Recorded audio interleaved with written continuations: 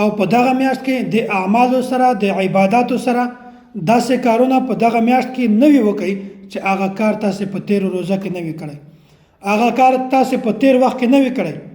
لمونځ د مخکې هم کوه، اوس هم کوه.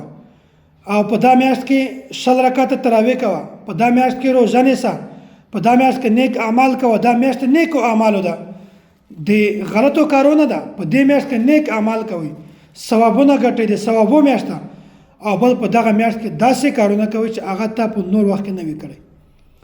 دا میاشت تا باندې راغله، دا د اعمالو میاشت ده. په دغه میاشت کې ته د قرآن کریم تلاوت کوه.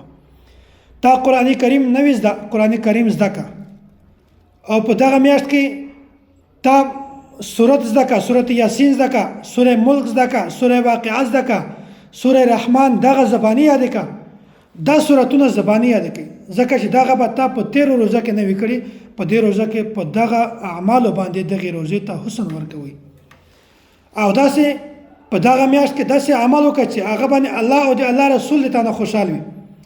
د یتیم ماشوم کفالت کوه. یتیم ماشوم د هغه هیڅ اسباب نشته، هیڅ وسایل نشته ورسره، د هغه د زندګي تیرولو هیڅ اسباب نشته. د هغه انسان، د هغه ماشوم کفالت وکړه. د هغه په سر باندې لاس کې ده، هغه د روزې او د خوراک د رین سین انتظام وکړه. او داسې ځای چې په هغه کې د ټیوبویل ضرورت وي، د اوبو ضرورت وي، د خلکو سره ډېرې زیاتې روپۍ وي، خو هغه په صحیح طریقه په صحیح ځای باندې نه استعمالوي. خلکو ته د ټیوبویل اهتمام وکړه، د اوبو اهتمام ورته وکړه. داسې دیني مدارس کې واړه واړه ماشومان دي، یتیمان دي، غریبان دي، هغو کفالت واخله. دا داسې اعمال دي چې دې طرف ته مونږ بالکل توجه هم نه ورځي. دا مونږ اسې په نور وخت کې نشو کولی، خو د رمضان مبارک میاشت داسې ده چې په د دې اعمالو تاسې خپل عادت جوړ کړئ. په دې میاشت کې چې کله د تا عادت جوړ شي، بیا بر روان نورو میاشتو کې دا د تا عادت دغسې جاري او ساري وي.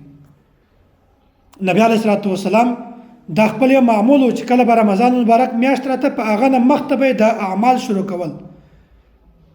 او خپل امت ته هم دا ترغیب ورکړی ده چې کله دغه میاشت راځي، په دې میاشت راتګ نه مخکې تاسې د دغو اعمالو سوکه اهتمام کوئ چې د تاسې عادت جوړ شي.